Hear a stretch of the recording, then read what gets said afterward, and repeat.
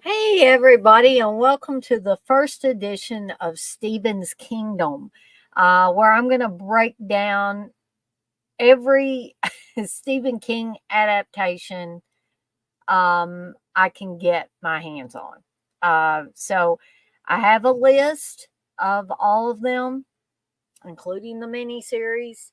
And yes, I am going to eventually be covering the Shining miniseries, because I want to cover everything and I want to try to give everything equal time and all of that. However, the Stephen King miniseries will be a little bit down the road. My plans are to cover 3 different adaptations in order, and these are taken from Stephen King's website, his official website, so we should be good on that. Hey, Blissful. So before I get started with Carrie, Salem's Lot, and The Shining, which are the 3 that I'm going to do tonight, I just wanted to remind everybody of what I've got upcoming. So probably going to take the night off Tuesday night to allow myself to finish up on the Tales from the Crypt episodes. I've got about an episode and a half left to watch. So that's what TJ and I, barring anything happening, will be covering on Wednesday night at 8:30 p.m. Eastern Time. Thursday, I'm going to try to finish up the unnecessary sequels for Seductive Poison: The Resurgence. Friday will be another midday with Dana and Jay. Don't ask me what the topic is. I have no idea right now, as I usually do. And then Saturday and Sunday, of course, will be another couple of watch-alongs. Hey, Kathy. Saturday will be Misery, starting at 7 p.m. Eastern Time. Sunday will be Pretty Woman, and I don't expect a lot of guys to show up for Sunday night's offering. If guys want to show up, that's perfectly fine with me. Hopefully we'll have a few more people in here. I think we just got Blissful and Kathy in here right now. I didn't ask Jay to be on here because I didn't know for sure if he wanted to do this or not. If he says anything to me like, hey, I'd like to come on there and talk about some things, I would be glad to have him. I just didn't hear either way from him, and I had mentioned it a couple of times, and he didn't say anything about wanting to be on. But anybody can be on if they want to. Just let me know, and I'll make sure I get the link to you.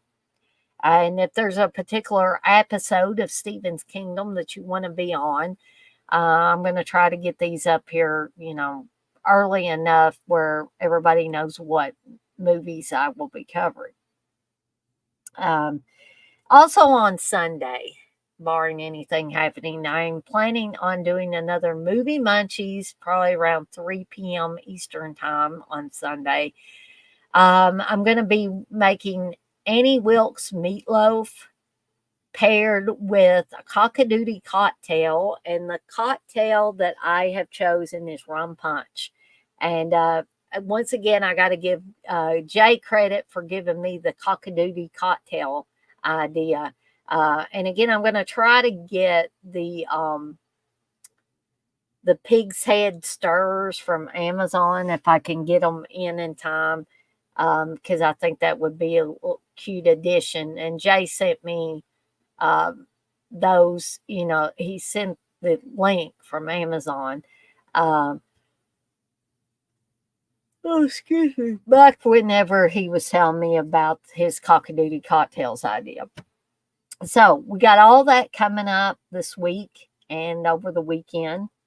Um, I hope you guys that got to see the intro, I hope you liked the intro to Stephen's Kingdom. It's not very long, it's kind of simple.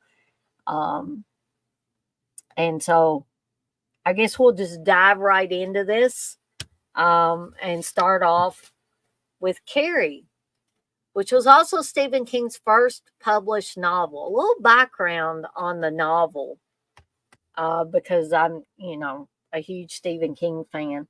Thank you, Blissful. Um, this was Stephen King's first published book. He'd been a struggling writer for a while. And I heard that what he used to do before he published or got a book published is all his rejection letters. He had a nail or something on the wall, and he would spear all those rejection letters on that nail. And it was hard times for him and his wife, and then the kids started coming along, and his wife would say, hurry up and write another story, because he had a lot of short stories that were published in men's magazines. And we all know what men's magazines are. Stephen King always referred to them as the type of magazines where you turned them to the side and a picture of a woman would fall out, a centerfold would fall out. Those were the type of magazines that Stephen King published in, and they paid pretty well. In early interviews, he has talked about, the money came just in time if the baby had an ear infection or something like that.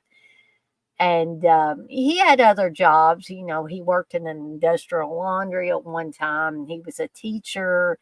Had several jobs. But the story behind Carrie was that he started writing Carrie, and he thought he didn't have a good handle on women, because I guess he felt like, I'm a man trying to write a woman's perspective on things, and I'm not doing a good job. That's what he thought. So he just wadded it up and threw it in the trash can. Thank goodness for him and his family, and for us fans of his work. His wife, Tabitha, fished those crumbled pages out of the wastebasket, and she read them. And she came to him and she said, I think you should continue with this, because I think you really got something here. So thank God for Tabitha King, because if she hadn't saw those or anything like that, we may not have had, many of the most wonderful books, in my opinion, to ever grace these eyes. It would have been a tragedy to let all of that talent that Stephen King has go to waste. Now, can the same be said for all adaptations of his work? Certainly not. And, I'm going to talk about some of the adaptations that I don't think represent Stephen King's work in the light that they should. So we'll go ahead and start talking about Carrie. I gave you a little bit of background on the book. I may not have as much background on all the books as I did with Carrie. But um, Carrie concerns a girl that is made fun of, kind of bullied. The girls make fun of her in gym class or PE class, whatever you want to call it, because she's not athletic. And that was something when I read the book and watched the movie that really resonated with me because I was never good at sports. As I've said before, many, many times, I was literally the person that nobody wanted on their team, whether it was, kickball, whether it was baseball. I was a little bit better at things like basketball or badminton or something like that. But the first scene in the movie, Carrie, the girls are playing volleyball in gym class. And they they say, hit it, Carrie, don't mess up this time, or don't blow it, Carrie, hit it. And Carrie tries, but she's just not that athletic. And I never got told you eat shit, but I did get made fun of a lot uh, in sports because I just was not athletically inclined, I guess is the best term. Kathy, you say me either, not athletic at all. Yeah, my mom was the same way. She always told me, Dana, you get it honest. So when I saw how Sissy Spacek portrayed Carrie, and I think no matter what anybody says, I think Sissy Spacek encapsulated Carrie White very, very well. And I think that Brian De Palma ultimately was wise in casting her. But Sissy Spacek was not his choice. Sissy Spacek's husband, Jack Fisk, uh, worked on many films. And I think he did a lot of Brian De Palma's films. And so Sissy would help out her husband on these sets. Well, she happened to be on the set of Carrie or happened to be around when they were, people were coming in to try out for these different parts on the auditioning and stuff. And she really wanted the part of Carrie really bad. And yes, Sissy Spacek was a little bit older. I believe she was 27, 28, playing a high schooler, but I always thought Sissy Spacek had a youthful look to her anyway. So I think she fit. And the other girls, although they probably weren't as old as Sissy Spacek, they were older than high schoolers. We had Amy Irving, we had Nancy Allen, we had PJ Souls, um, and we also had, William Catt in this. We had John Travolta in this. So it was a pretty, stacked cast in my book, although some of these people were probably just starting out at that point in time, and they would go on to bigger and better things. Not that Carrie wasn't an exceptional movie, it certainly was. So I don't mean this to be offensive. This is literally a term that was used at some points in times. It's like an ugly duckling story, basically, with some religious fanaticism thrown in. Because Carrie, is plain. I would call her more like plain Jane. And then she's just, she doesn't wear makeup because her mother's super religious and she would not allow that. There's no way she would allow it. And so either Carrie's mother will sew her clothes or Carrie will sew her own clothes. And they're kind of dowdy and stuff. And so the girls in their designer jeans and all that stuff, they kind of look down on Carrie because she's different from them. And also because she's grown up in a household with a fanatical religious mother who, basically thinks everything is a sin, you know. Um, it's very hard on Carrie. And the book talks about Carrie growing up more than the movie does. But I think what Brian De Palma was trying to do was cover those core parts of the novel. Because if any of you have read the novel is not a standard novel, okay? Because it switches back and forth between the future, what would be the future after the events that happen at the prom.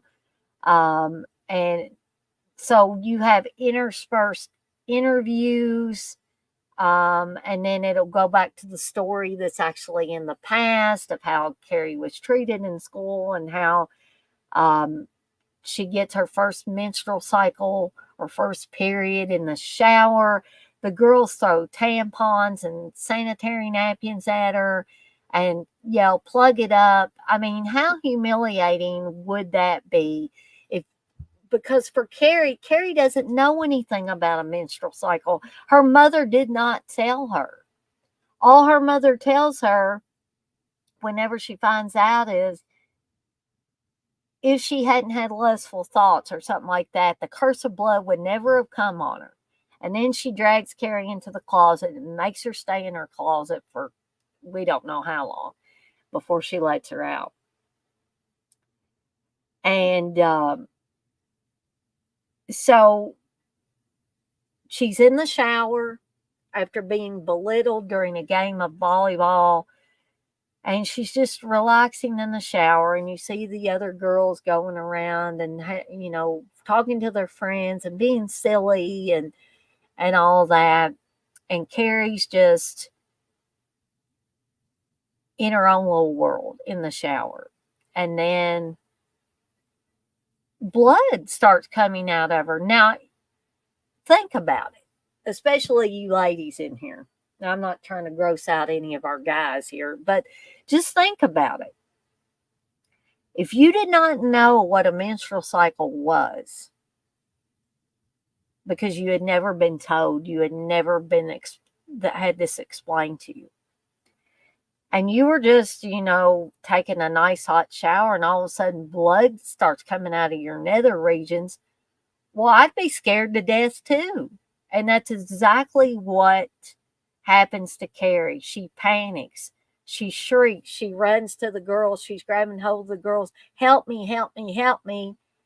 And nobody's helping her. All they do is, like I said, say, plug it up, Carrie, and start throwing tampons and sanitary napkins at her. And this is also when we first see her her telekinetic powers. Because the gym teacher comes in there, Miss Collins. It's Miss DeHarden or Desjardins. I think it's like French or something in the book version. But they changed it to Miss Collins for the movie version. And so Miss Collins comes in and she pushes her way through the girls who are still throwing the tampons and stuff.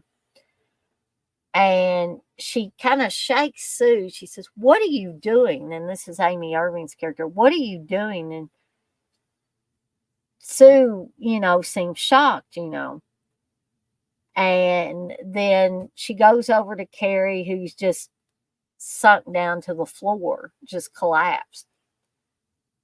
And she thinks that, Carrie's just, acting, I don't know, acting crazy for she doesn't know what reason really. And she's shaking her and she says, "Come on, grow up and take care of yourself."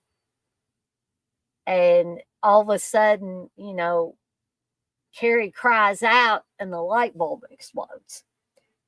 Now, if you're just watching the movie and never read the book, you might think, whoa, what happened? What caused that light bulb to explode? But on second or third viewings, you're going to realize that that's her telekinesis at work. So Carrie has telekinesis, and we see the light bulb explode. Later, when Miss Collins realizes, oh my God, she doesn't know. She doesn't know what this natural part of a woman's life is. She has no idea. So she takes her into the principal's office, and the principal is, he didn't know what to do really. And so Carrie is first sitting outside the principal's office, but she can hear the principal and Miss Collins talking. And Miss Collins is explaining, she said, the thing is, Morty, she tells the principal, she says, I knew how they felt. I knew how the girls felt. She said, the whole thing made me want to take her and shake her too. And then she starts talking about Carrie's mother and, all that. And Morty is like, Miss Collins, we can't interfere with people's beliefs and all that. And so they send Carrie home, and Morty keeps getting her name wrong, calls her Cassie Wright, and he keeps calling her Cassie, and she tells him quietly it's Carrie. And then all of a sudden she says, it's Carrie. And we see the ashtray on Morty's desk just flip over and fall on the floor. And then Carrie runs out. Then we see a boy on a bike who's riding in and out of between these trees. And he calls her Creepy Carrie. He says, Creepy Carrie, Creepy Carrie. And the bike falls over and the boy gets hurt. And then you see Carrie go home. And then she has to deal with, when her mother comes home, she has to deal with her mother and all of this. So eventually Sue feels really bad about her part in, doing this to Carrie. And she decides she's going to try to make it up to Carrie the only way she knows how, by getting her boyfriend, played by William Catt, to take Carrie to the prom. Which really is a selfless act. It's an act of kindness, but we also know it can't all be good because this is a Stephen King story. And, my mom will not watch the end of Carrie now because she says that, I hate what happens to Carrie. Carrie is so happy. I said, but Mom, you got to remember, this is based on a Stephen King story. But I'm going to read through y'all's comments here before I continue. Eric, you say Ben Stiller is doing a King movie called Rat. It was announced back in 2020, hoping it still happens. That would be interesting. I'd be willing to watch it. Kathy, yes, definitely a horrifying experience if you did not know what was happening. Hey, Jay. Jay says, Kathy, you took me to see this at the drive-in in Fort Worth, I think. You were staying in a little trailer near Aunt Ned, if I'm remembering right. Hey, Jimmy. Jimmy says, hey, Dana, I stopped in to say hi in between my wrestling show. Carrie is great. Love Piper Laurie as Carrie's crazy mother. The Rage Carrie 2 is underrated, in my opinion. Now, The Rage Carrie 2 is a good movie. I did include it in unnecessary sequels, but that's not because it's a bad movie. As you say, you love the ending. Okay, so getting back to the story. So finally, Tommy, William Katt's character, gets Carrie to accept his invitation to the prom. She agrees to go to the prom with him. And then it's kind of a battle of wills between Carrie and her mother, as Jimmy said, played expertly by Piper Laurie. Piper Laurie knows when to turn on the crazy, or she did. Bless her heart, she's no longer with us. But hey, Mina Lake, I haven't seen you in a while. Um, so Carrie ends up going to the prom with Tommy, but we know that Nancy Allen's character um, hates Carrie and hates that, even though they did this terrible thing to her in the showers, they when they got in trouble for it and had detention with Miss Collins, and if they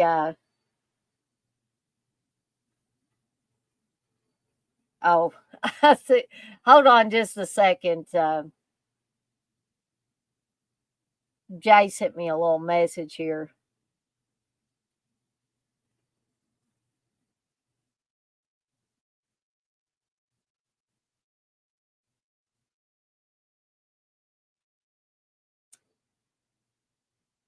Okay. Now I'll get back to this. Sorry, I just wanted to pause and read what Jay was saying there. Um, so if I seem a little long winded on any of this stuff, guys and gals, just I sometimes try to go through a quick run through of the movie, even though I know that a lot of you have already seen the movie more than likely. So if I seem a little long winded, say, Dana, you need to dial it back a little bit. So just let me know if I'm going on a little too long about these movies. Um, I guess I'm probably afraid that if I don't go on about them a little bit and kind of break down the plots a little bit, uh, then this show won't be very long and people won't feel like that they got enough out of this. Um, Jay, you said Piper Laurie gave one of my favorite performances, period. This is a really great role for her and gave a lot of range as well. Um, but so Nancy Allen's character of Chris Hargensen does not like Carrie. So she gets her boyfriend, Billy Nolan, played by John Travolta, who's really, really good in this as well. Everybody is really good in the film. And so this is so it's even awful in my mind's eye thinking about it.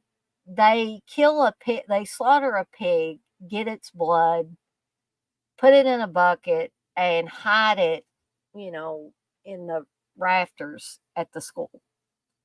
And then they're going to sneak into the school and they're setting it up to where Tommy and Carrie will get to be king and queen of the prom just so they can dump this bucket of pig's blood on Carrie in front of everybody at the prom. I could not even begin to imagine something um, so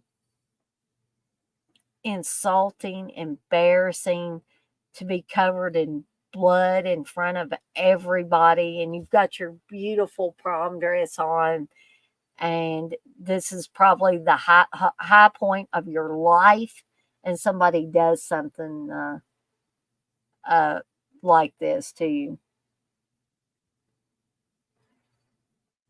Um, Wes, you might have been kind of like Brian De Palma was, because Brian De Palma pissed Sissy Spacek off because he said, he basically told her she wasn't plain enough for this role. And she was like, well, screw you. I'm going to get this role. So what she did, she went home, she took all her makeup off, she greased up her hair with Vaseline and stuff and came back and he gave her the role then. Um, but if you compare Sissy Spacek with how Carrie was described in the book, yeah, Carrie in the book was described more of it as an overweight uh, girl with a lot of blemishes and pimples all over basically. Um, and Sissy Spacek is not that. And in that sense, Sissy Spacek is a lot more attractive than the way Carrie was portrayed in the book. But that is something I can look past because Sissy Spacek is such a great actress that she made me believe that she was Carrie in that movie. And that only happens if you have the right actors and actresses in the right roles. Um,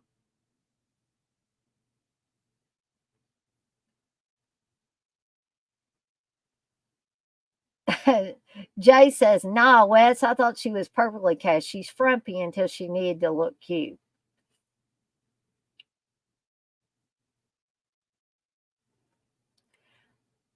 Well,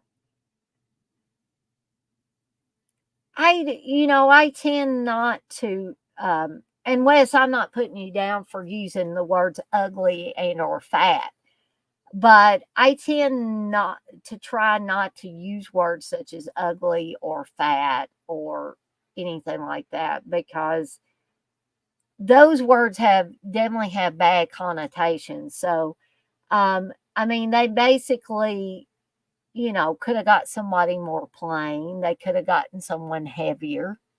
Um, but I just, I just think that Sissy Spacek was just meant to be in that role. X-ray, that yeah, I kind of thought that too. Edie McClurg looked more like Carrie than Sissy, but Sissy was more marketable. Yes.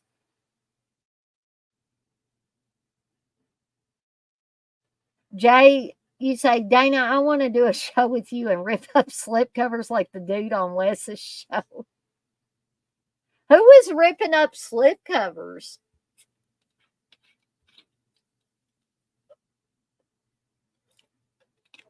X-ray, you say, Sissy Spacek is hot as fuck. Sissy Spacek is very attractive, in my opinion. Jimmy, you say, hi, Wes. I won't tease you. I thought you were UB the other day. I was teasing because he was a party pooper the last few of these streams. X-ray, you say, slipcover tyranny need to end. Yeah, I gotta see it because I didn't know any. I guess I missed that. I didn't know anybody was ripping up slipcovers. um, so to speed this up along, Carrie does go to prom with Tommy. They do get to be. Oh, Rambo was doing that, and Jimmy said CHH ripped up slipcovers. He probably ripped up $100 worth. Jesus Christ! Oh wow! Actually, you say you love pale ass ginger white ladies with freckles. Oh wow! I would have loved to have met Sissy Spacek at some point in time. Kathy, you say my daughter and I met Sissy and her daughter walking down a sidewalk in Austin. I got it even with her on the sidewalk and said, Sissy. She stopped and spent at least 10 minutes chit chatting with us. That is awesome. That is an awesome story. Mark was flipping. Oh man. Oh, uh, Jay Grill or Jay, you say they're stupid, just stupid cardboard. I'm straight, but I want to marry that dude. Yes, Blissful. Sissy is a natural beauty. Yeah, I would agree with that too. So, anyway, they get to be king and queen. she gets the pig's blood dumped on her, and all hell breaks loose because her telekinesis can't even talk, goes into overdrive. Um, and a lot of people get killed. And then she goes home, and her mother's waiting there to kill her, basically. And here's a difference between the book and the movie. When Carrie kills her mother, in the book, she makes her heart stop. She just keeps saying, Mama, your heart's slowing down, it's slowing down, it's slowing down. I'm guessing Brian De Palma wanted it to be more visceral. And so, Carrie's mother is trying to stab her to death. She's already stabbed her once. And Carrie starts throwing sharp kitchen implements into her mother. And in the movie, Piper Laurie, as Margaret White, goes into an orgasmic state. And if you don't believe me, watch the movie. Jimmy, you say I like slip covers now, so I don't condone ripping them up anymore. So, I do think that Brian De Palma did take the Carrie material and make it his own. But on the other side of that coin, he didn't veer so much off of the material, and as far as I know, Stephen King likes the adaptation of Carrie. I think he got paid pretty good when they wanted to get the rights to the book. Yes, Wes, I've seen Badlands, and it is really good. I agree. But it's been a long, long time since I've seen Badlands. I need to actually go back and revisit it. But anyway, I think the reason why this is one of my favorite adaptations and probably one of my favorite Stephen King novels is because I don't think I was bullied as a kid, as in I wasn't bullied like kids are bullied now. I was made fun of, and I was not athletic, and I was made fun of in sports and stuff like that. Coal Miner's Daughter is really good too. She is fantastic as Loretta Lynn. Uh, but I think because so many things about Carrie just resonated with me because I had a really hard time in school and stuff. And so it wasn't as bad for me in high school as it was when I was younger. But it still resonated. And I think everybody, even popular people, have felt like they're an outcast at some points in times. I think almost everybody has felt like an outcast. And so I would suspect that this movie resonates with a lot of people. And if you like to read, the novel would resonate a lot with you. But anyway, it's Carrie, came out in 1976, the same year I was born.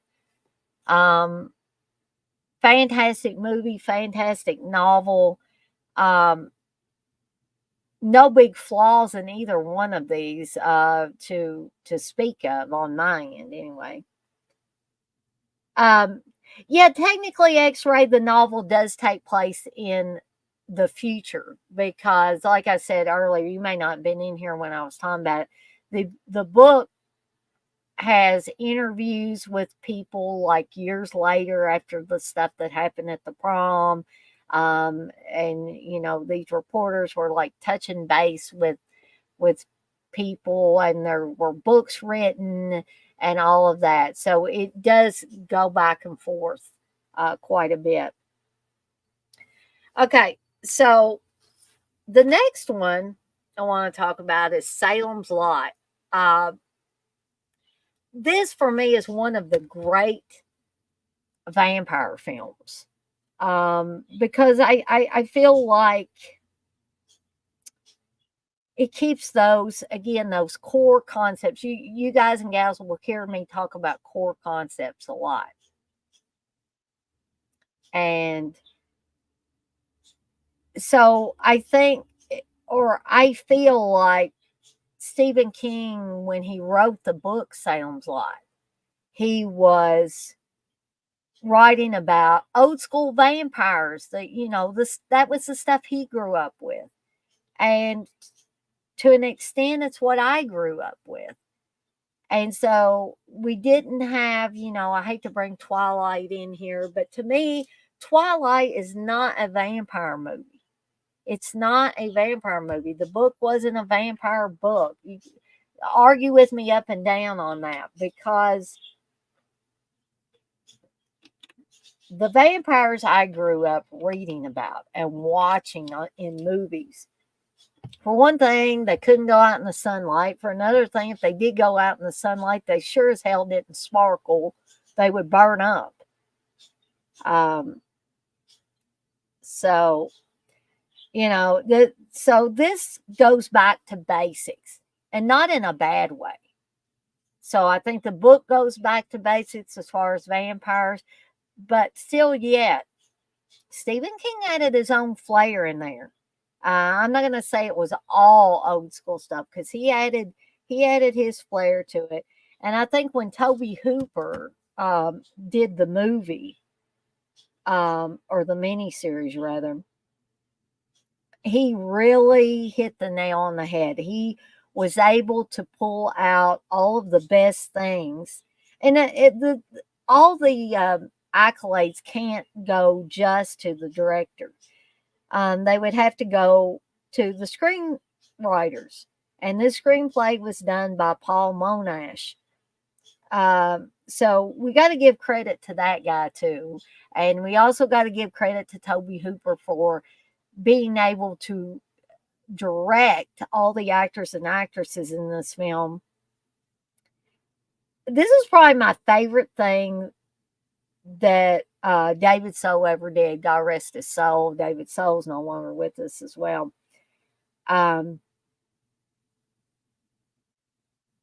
Yes, Wes, good point. Wes says, don't forget to mention there's two different cuts of Salem's Lot. Confuses the hell out of people. And it does. It certainly confused the hell out of me at first. There are two different versions. There is the miniseries version, which Toby Hooper did back in 1979. And there is a theatrical version that doesn't have all the stuff that miniseries has in it. If it was me, I've seen both cuts. I've seen the theatrical cut, which of course is much shorter, and I have seen the original miniseries, and I prefer the miniseries cut of Salem's Lot, because you get like the wraparound story, and it just adds to a story that's already fantastic, but it adds even more to it.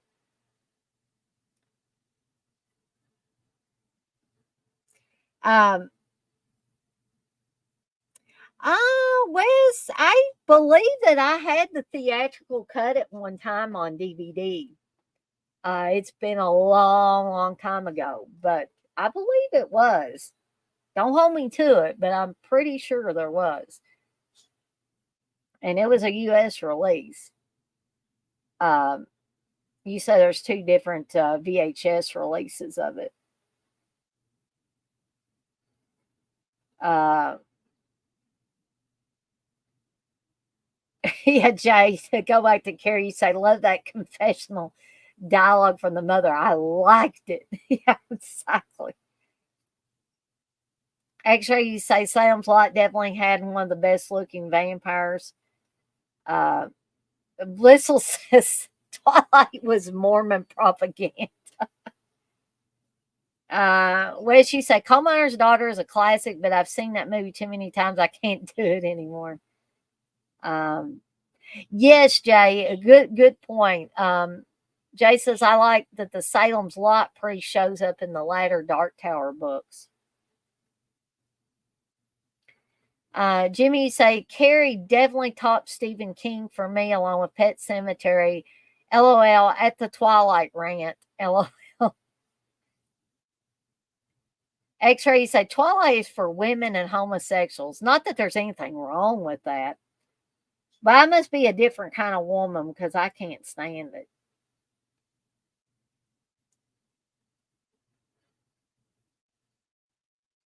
Jay says, I thought the Twilight movies were for tween girls. Well, she said, wonder if they'll do anything for the 45th anniversary. The Blu-ray is kind of generic. That would be awesome. I do agree with you that the Blu-ray is kind of generic. I mean, um, I got the latest one that came out. I had them put it aside for me at Barnes and Noble, and I went and picked it up. But you only have a feature length audio commentary with Toby Hooper, and you have an international theatrical trailer, and that's it. So yeah, I would like to see them do something big for the 45th anniversary.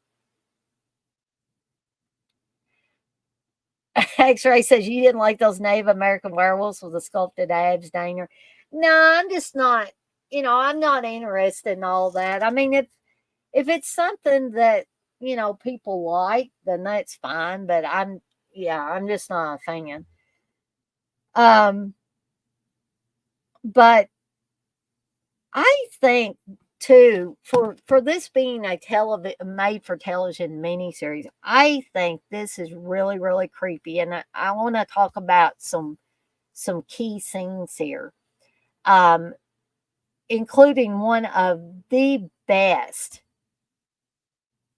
vampire scenes and slash creepy ass scenes ever in a movie.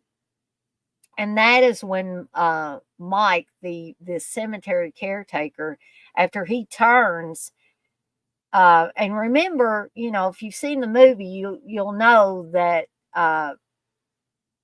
the teacher already invited Mike into his house when Mike was sick after he first got bitten by the vampire.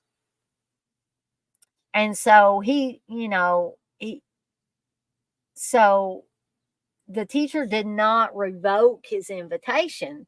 So therefore, when Mike turns, he's able to return to the teacher's house, and you know, I guess he goes in a window there, and he's sitting in the rocking chair, half in darkness. And the teacher comes up the steps and comes in there, and Mike is slowly rocking back and forth. And then he looks up, and the eyes are glowing. You're like, oh shit, he's a vampire now. And he does the whole thing. He's just like, look at me, teacher. And the whole thing is just so creepy.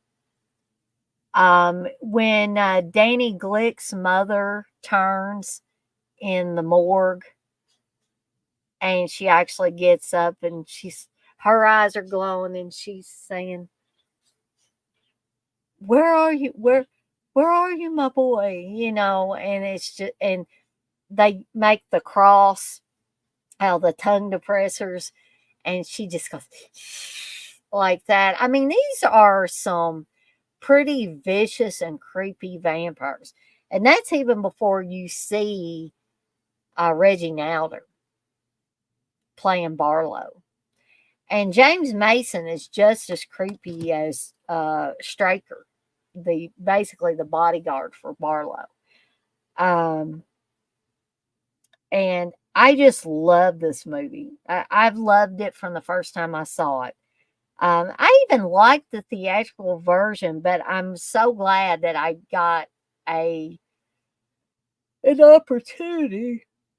Sorry, guys and y'all, an opportunity to see the full miniseries version, because again, that is the preferred version for me now.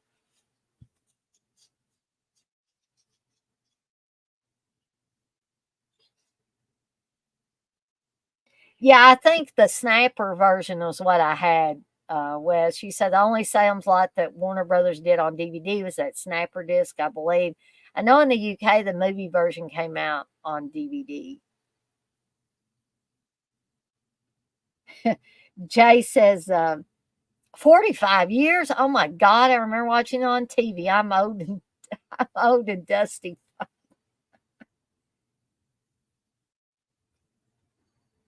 You and Garrett did a deep dive on it a few years ago.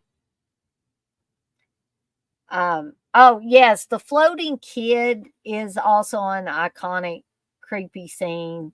Both, floating.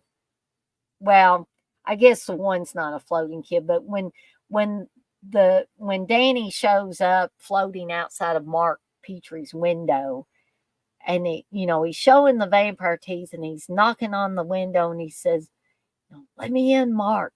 He commands it. I'm your friend, Mark. Let me in. And Mark, bless his heart, he knows all about vampires and monsters and stuff like that, and so um, he he is able to repel the vampire. Hey, Chris. Chris says, Carrie's the only King novel I have read, and I love Salem's Lot. Priest, is your face stronger than the master? Yeah. Um, but Wes, speaking of that snapper disc, I am pretty sure that my snapper disc was the theatrical one, because when I finally did get to see the miniseries version, I was like, "Holy crap! This wasn't in the version that I saw." Um, so yeah, Salem's Lot is one of the great vampire films, and also in my opinion, one of the great um, Stephen King novels. But of course, people might think I'm a little bit, biased, because basically I love anything Stephen King's ever written. But the thing about it is, Stephen King writes such rich characters, and characters that you can believe in. Even if they had powers, like Carrie had powers, you could believe that this was a real girl. And actually, Carrie was based on a couple of people from Stephen King's past. So anyway, definitely, if you haven't seen Salem's Lot, I recommend that. If you like to read, I recommend reading Stephen King's novel first. Or yeah, the novel, and there is a short story called Jerusalem's Lot, and one of the short story collections. I think it's in Night Shift. I think it might be the first story in Night Shift. That that talks about Salem's Lot as well from a historical standpoint. So the last movie I want to talk about tonight, the last Stephen King adaptation, is The Shining. And I recently rewatched this again, and I love this. I love it. I love it. I love it. You would never hear me say that I did not like this. However, I've said it before, I'll say it again. It is a fantastic horror movie. But as far as a faithful adaptation of Stephen King's material, it is not.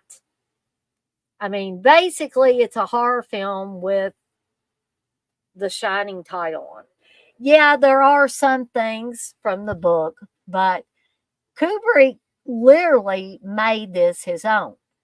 And that's not a bad thing. And um, I'm not, admonishing anybody that has said that Stephen King's a big whiny baby for saying that he didn't like Kubrick's version. I'm here to tell you, look up some interviews with Stephen King. Newer ones, older ones. In none of those did he say, "I don't like The Shining," or "I hate The Shining." Um, I'm guessing that was something maybe we all just assume from things that were heard or told to us. But literally, I watched interviews with him, and he said, "I don't hate Kubrick's version of Shining. I actually like it, but it's not faithful to my book." And is that not the truth? To me, that's not being a whiny baby. That's just stating a fact. I think even Kubrick would state that as a fact. Okay. Um, so it's an incredible movie. It's an incredible horror movie. It's also an incredible uh, drama about the tragedy that things like alcoholism can cause in a family. Because what do the ghosts do in the Overlook Hotel? They give Jack Torrance alcohol and they drive him crazy on top of that, to the point where he's so possessed by these entities in this hotel that have overtaken him that he is willing to axe both his wife and his young son up, just to become what a part of this hotel, a part of this evil in this hotel, essentially. Um, Jimmy says, "Do you read Sutter Kane?"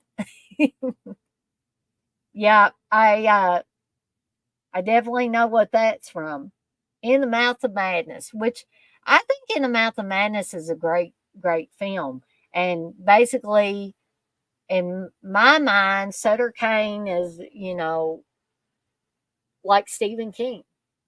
I mean, that's I think that's what they meant to do with it and everything. So, um, yes, Jay, important point. Great movie, but Jack Nicholson starts crazy and just gets crazier. Yeah. And Stephen King has said that in the past. He said from the first time you see Jack Nicholson, yeah, he's crazy. So there literally is no progression from a normal husband and father into the maniac that we see towards the end. Um, and that, I think that's where the big dividing thing is between. I'm not going to talk a lot about the miniseries because I'm going to get to that one later. But I think for me, that's where the big division is. The biggest division between Kubrick's version of The Shining and the miniseries. The other big division is, I would have to say that for as young as Danny Lloyd was when he was playing Danny Torrance, he is amazing. And I could really believe that this kid was going through these things. Danny Lloyd was an exceptional young actor. And I could not imagine any other kid playing that role. And Cortland Mead, who plays Danny in the miniseries version, that's the worst damn part of that miniseries. Is I wanted to strangle that kid, but again, I'll get into more detail about that when I cover that one. Jimmy says exactly, Dana. That's why I said it. Yep, I figured that's why you did that. Um, hey, Sam Crow, you say I feel like Jack would have killed Danny and Wendy, even if they didn't go to the Overlook Hotel. LOL. That's how he plays the character from the start. Yeah, exactly. Oh, good Lord. Yeah, Chris says Wes loves the fact that Scream Factory is releasing the TV Shining. Guys and gals, you might be moaning and groaning, some of you, but I'm going to get that damn Blu ray of the miniseries. Yes, Sam Crow, I agree. It was cool seeing the original Danny actor in in the Doctor Sleep movie in that cameo. Exactly. Yes, I thought it was awesome that they put him in there too. Um, what would have been even more awesome is if he could have played the adult version of himself. Not that the actor didn't do an amazing job, he did, but wouldn't that have been cool if Danny Lloyd could have reprised the role of Danny? the older Danny, or Dan, as he was calling Dr. Sleep. But yeah, I think everybody has probably seen The Shining. Again, it is a fantastic horror movie, despite the fact that it is not real faithful to Stephen King's novel.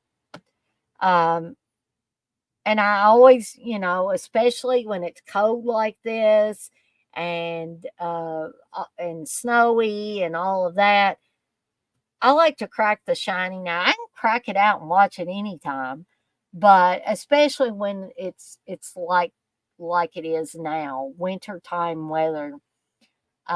Even in Texas or in wintertime weather.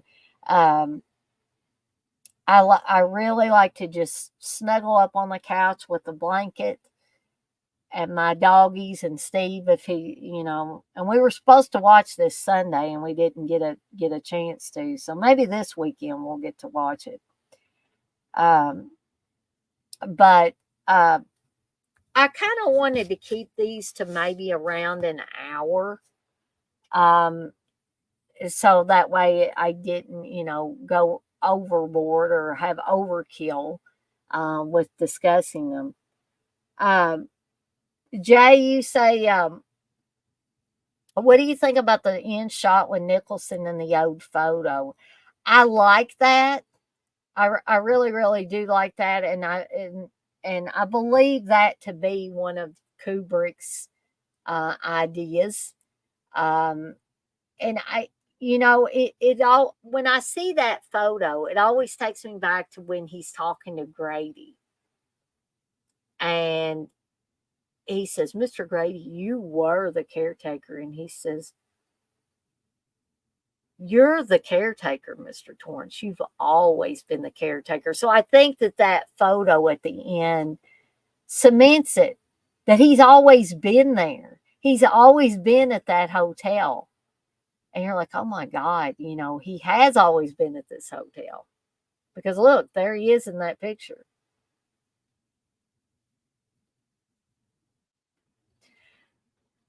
Well, at this point in time, I would think that, Jimmy, that everyone in the universe has seen Carrie and The Shining, but you would be surprised. Sometimes you run across somebody that has not seen them. Maybe they've heard of them, but haven't seen them. But yeah, I understand the inclination to think, oh yeah, everybody's seen these movies. But there must be some wrestling on that I'm surprised that Wes hasn't said, you'd have more people if you didn't do that. You're competing with wrestling again. But before I get off here, is there anything anybody wants to, ask me about or ask my opinion about regarding these movies, or, some other horror movie um, that you might want to ask me about?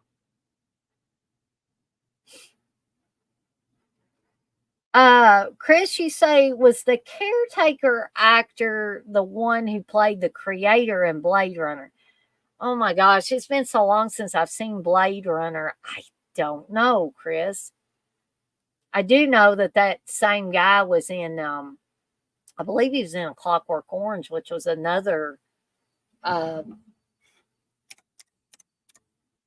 another Kubrick film. Let me see.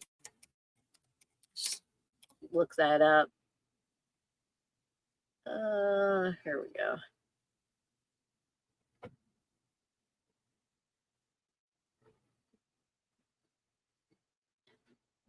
That actor is Philip Stone.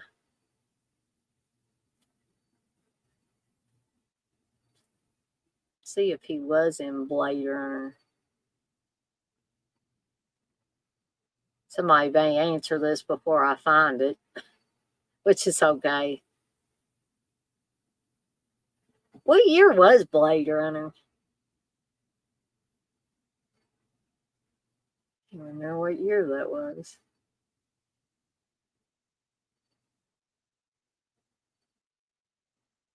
He was in an episode of that Thriller, the UK series.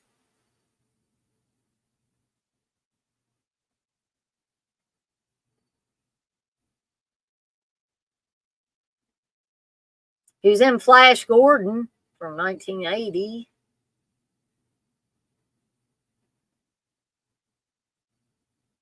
He was in Indiana Jones and the Temple of Doom.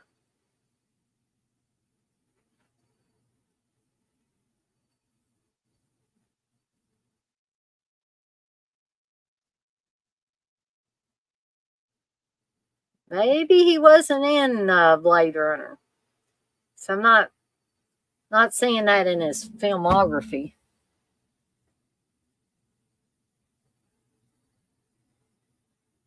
Oh, well, thank you, Jimmy. You say, yeah, I love my wrestling, but I really enjoy these live streams.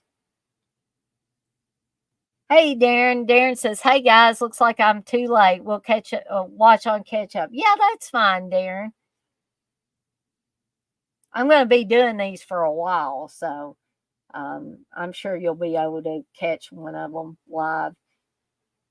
Uh, Kathy, you say, I saw on the news that the Shining Hotel has a new owner. They have the rooms Stephen stayed in, and you can stay in it. Oh, that would be awesome. I'd love to do that. Sam Crow, you say Grady and Jack's conversation in the men's room is one of the best scenes of the movie. I corrected them, sir. And when my wife tried to prevent me from doing my duty, I corrected her. Yeah, that is a great and a pivotal scene too, as well. Um, I can probably stay on here till about 10 after 9, which will be about 4 more minutes. So if y'all want to, get my thoughts on anything or ask me anything before I get off of here. Um, did anybody, by the way, I know Blissful was in there and Jay was in there and stuff, uh, and maybe Kathy. I'm sorry, Kathy, if I'm forgetting. I think you were in there for, for my last movie, Munchies. I just wanted to know what everybody thought of that one. Thank you, Kathy. You say great stream.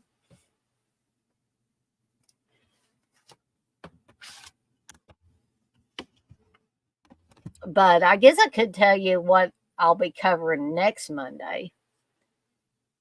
So let's see.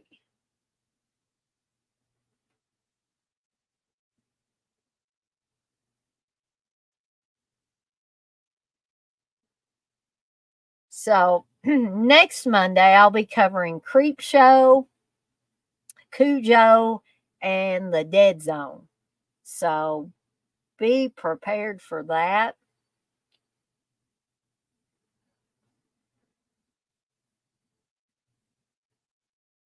Liz, what you say we're supposed to get snow? Well, thank you, Blissful. You say great live, Dana. Love this idea. I appreciate that. Jay, you say made me hungry. I want fries with chili and grated sharp cheddar. Well, I'm glad that it makes me feel good. It makes me feel like I'm doing something worthwhile when you guys enjoy these streams that I'm coming up with. I'm sure other people have talked about Stephen King film adaptations, um, but I hope that maybe well, first of all, I hope I haven't bored anybody, and also, second of all, I hope I've added a different spin on them, maybe talked about some things that other people haven't talked about in reference to the movies. And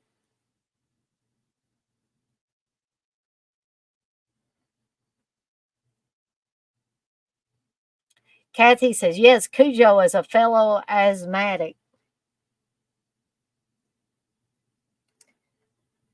Thank you, Jimmy. You say everyone in here is always so calm and chill. I adore Creep Show. Yes, everybody.